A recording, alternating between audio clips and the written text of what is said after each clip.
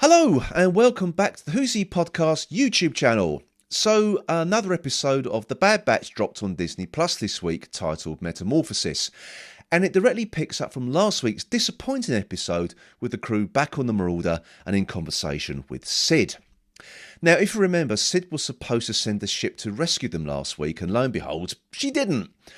So this conversation sees the Bad Batch and particularly Omega calling her out on her lack of concern and, well, inaction. And at this point I generally did think that they would tell her to get lost, but no, she tempts them back in with another mission of the week and a 50% cut of the profits. And at this point my heart sank, as this character's done nothing to further the overall story arc, and I was hoping that this would be the end of the road for her.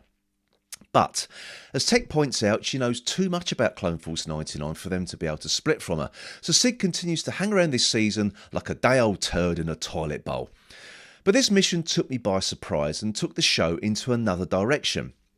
Basically the mission was to salvage a crashed ship, but unbeknown to them, this is an Imperial vessel hiding a dark secret. Yes, this episode goes for space horror with what I can only describe as a homage to Alien, with an eyeless and toothy beastie prowling about the ship. When they get to the crash site, they find all the crew are missing and claw marks on the walls. They also discover cloning equipment on board, which Omega knows to be of Kaminoan origin. And this is what I mean by this episode taking the show into another direction.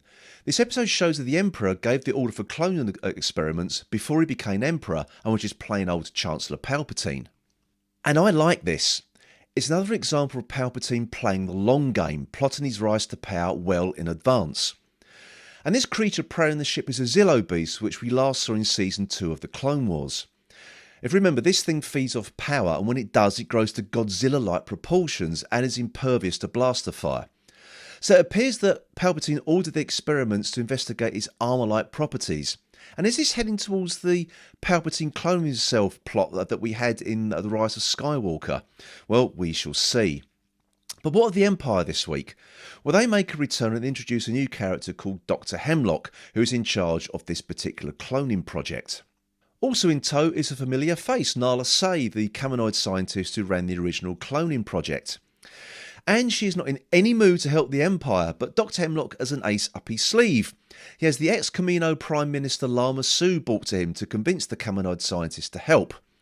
Lama Su tells Hemlock that the key in getting Nala Se to cooperate is to find a young clone female, namely Omega. Also, whilst the Bad Batch are trying to take down the Zillo beast, which has now reached the local town, the Empire arrive to capture the creature and also enter a firefight with Clone Force 99. Now this was quite an exciting scene and basically puts the Bad Batch on the run again. As we know, after the events on Kamino last season, the Empire considered the Bad Batch to be dead. But now they've engaged the Empire directly, Clone Force 99 are now back in their sights, and of course they have the one thing Hemlock wants: Omega.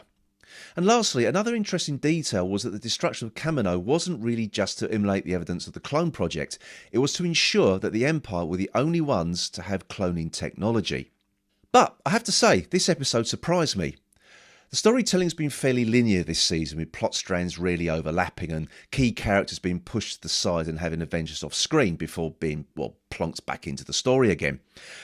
But this week we had two connected plot strands running concurrently through the episodes, which was really refreshing. It also showed the Empire to be utterly ruthless again.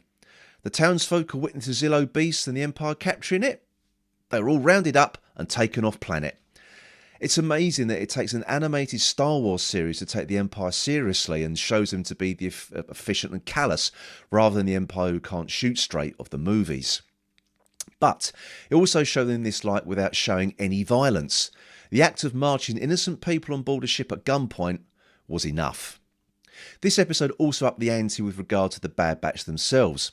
With the Empire now on their tail once more, will the trail lead to Sid first? And if so, will she give them up?